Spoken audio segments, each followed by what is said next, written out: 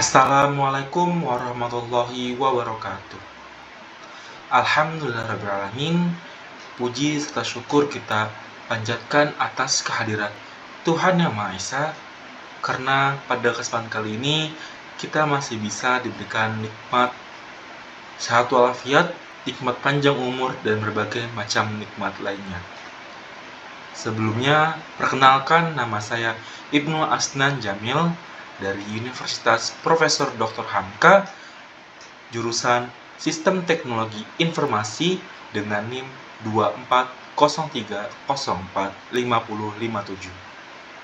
Pada kesempatan kali ini, saya akan menyampaikan materi tentang ancaman pasal-pasal karet Undang-Undang ITE terhadap demokrasi digital menuju a shutdown of expression. Pada era digital saat ini, kebebasan berekspresi mengalami transformasi besar dengan hadirnya media sosial, blog, forum diskusi, dan kanal digital lainnya. Namun, di Indonesia, ruang digital yang semestinya menjadi arena bebas berpendapat justru dibayangi oleh Undang-Undang Informasi dan Transaksi Elektronik atau yang disebut dengan UU ITE. Terutama pasal-pasal yang dianggap karet. Pasal-pasal ini bukan hanya multitafsir, tetapi juga rawan disalahgunakan untuk membungkam kritik terhadap penguasa atau institusi tertentu. Apa sih demokrasi digital itu? Demokrasi digital merujuk pada pemanfaatan teknologi informasi dan komunikasi untuk memperluas partisipasi warga negara dalam kehidupan demokratis, termasuk hak untuk menyampaikan pendapat, mengakses informasi, dan berpartisipasi dalam diskusi publik dalam sistem demokrasi yang sehat. Kritik dan kontrol sosial oleh masyarakat menjadi bagian penting dari pemerintahan yang akuntabel dan transparan. Undang-Undang ITE sejak diberlakukan pada tahun 2008 dan direvisi pada 2016 sebenarnya ditujukan untuk mengatur transaksi dan aktivitas elektronik agar aman dan tertib. Namun, dalam perjalanannya, undang-undang ini mengalami perluasan fungsi hingga masuk ke wilayah ekspresi dan pendapat pribadi di ranah digital.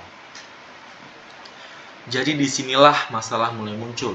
Undang-undang yang semestinya mengatur teknologi, kali ini digunakan untuk mengatur isi pikiran.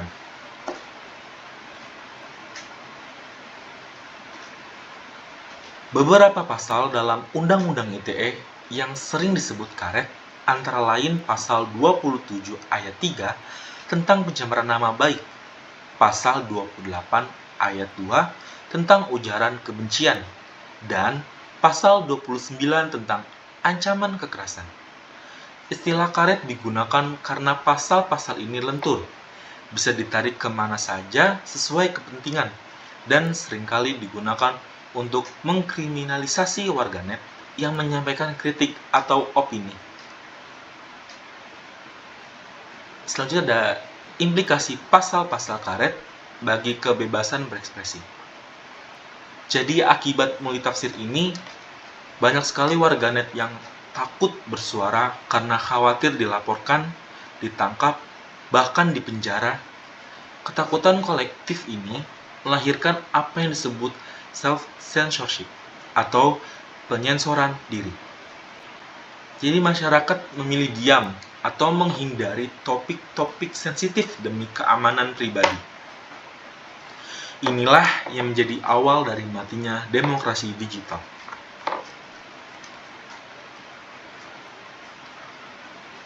Beberapa kasus mencolok seperti pelaporan aktivis karena mengkritik pejabat, warga biasa yang dilaporkan karena mengomentari pelayanan publik, hingga jurnalis yang dilaporkan karena memberitakan korupsi, menunjukkan bagaimana pasal-pasal karet digunakan sebagai alat pembungkaman. Ini bukan sekedar pelanggaran hukum, tetapi pelanggaran hak asasi manusia atau HAM. Ironisnya, yang paling sering menjadi korban pasal-pasal karet adalah rakyat-rakyat kecil, dan bukan para pejabat elit yang punya kuasa. Laporan sering datang dari mereka yang memiliki posisi lebih kuat secara politik, hukum, atau ekonomi. Akibatnya, Undang-Undang ITE menciptakan ketimpangan dalam akses terhadap keadilan dan merusak prinsip kesetaraan hukum di hadapan negara. Konsekuensi terhadap demokrasi.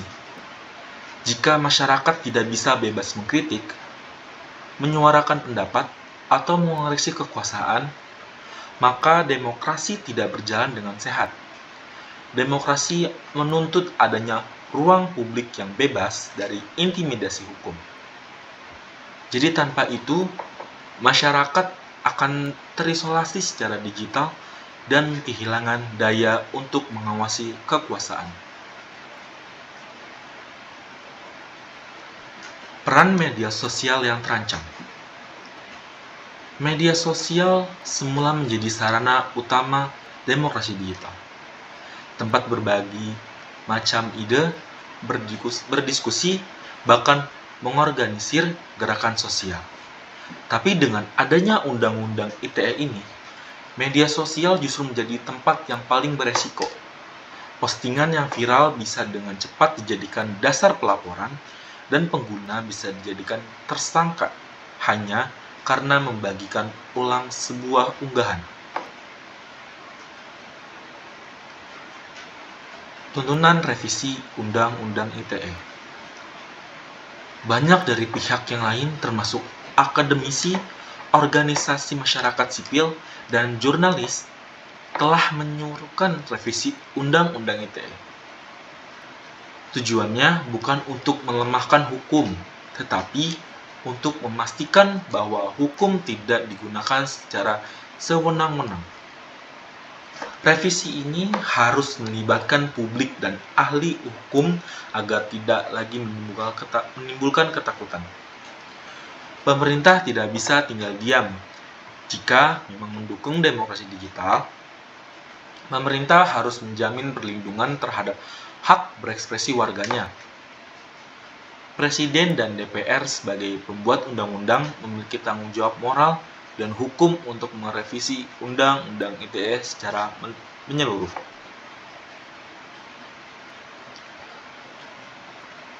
Selanjutnya ada edukasi hukum untuk masyarakat. Di sisi lain, masyarakat juga perlu diedukasi agar tahu hak-haknya dan tidak mudah terintimidasi oleh ancaman hukum yang tidak berdasar.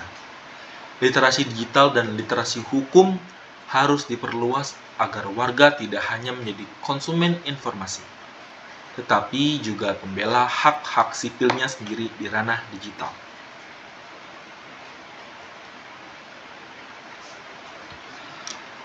Selanjutnya ada peran komunitas digital dan aktivis.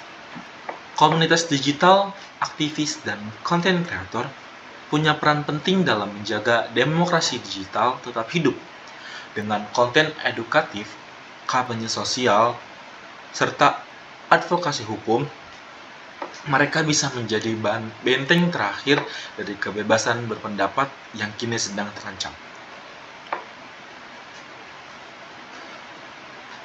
Shutdown of expression atau ancaman nyata.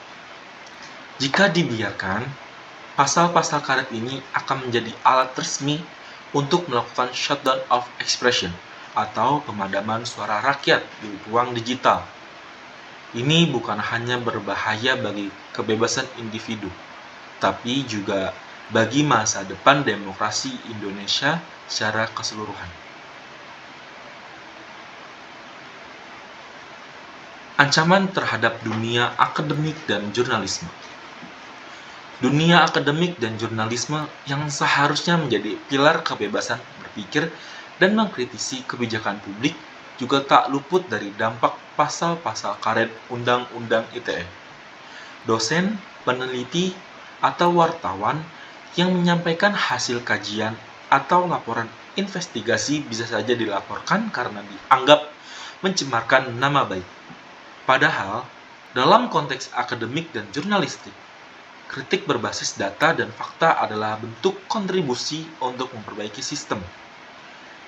Jika kritik ilmiah dan liputan investigatif ikut dibungkam, maka kualitas demokrasi dan kebijakan publik akan menurun drastis. Kita perlu sistem hukum yang tidak hanya menghukum, tapi juga menjamin dan melindungi hak konstitusional setiap warga negara. Hukum harus bergerak seiring dengan perkembangan teknologi dan dinamika sosial yang berubah cepat. Penggunaan teknologi untuk berekspresi, menyampaikan pendapat, atau mengkritik pemerintah adalah bagian dari realitas demokrasi modern yang harus diterima oleh hukum, bukan dilawan.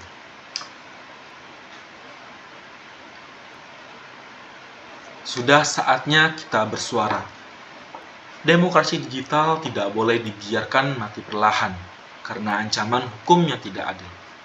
Mari kita dorong revisi Undang-Undang ITE ini untuk melindungi kebebasan berpendapat dan jaga ruang digital sebagai milik bersama yang bebas dan setara. Demokrasi tidak akan bertahan jika raketnya bungkam. Mungkin itu saja yang bisa saya sampaikan. Kurang lebihnya mohon maaf. Wassalamualaikum warahmatullahi wabarakatuh.